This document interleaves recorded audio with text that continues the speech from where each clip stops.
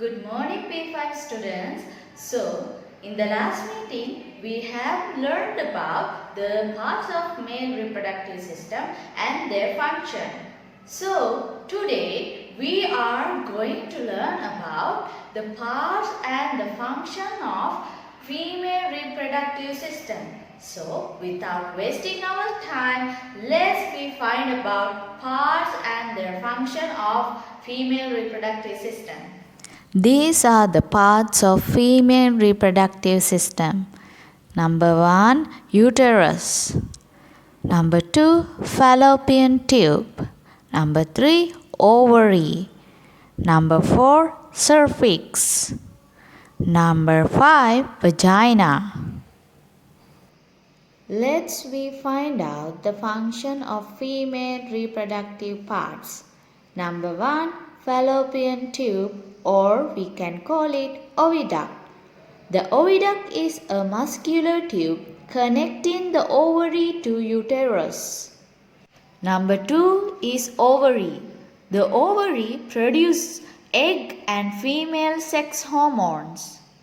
Number 3, uterus, or we call it womb. The uterus is a pear-shaped organ with thick muscular walls. The inner surface of uterus is covered with a layer called uterine lining. In here, the embryo will develop. Number 4, cervix. The cervix is a ring of muscle at the lower end of the uterus. Number 5, vagina. The vagina is a muscular tube. It joins the cervix to the outside of the body.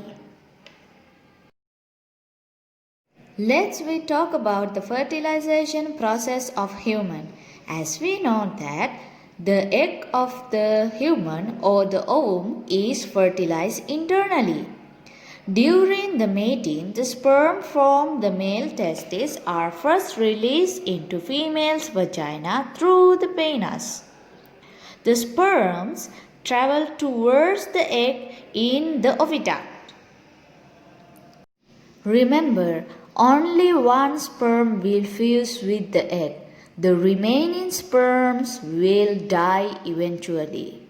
After that, the fertilized egg, which we call zygote, divides into a ball of cells called an embryo. The embryo moves towards the uterus and implants itself in the uterine lining. The embryo in uterus eventually develops into a complete baby.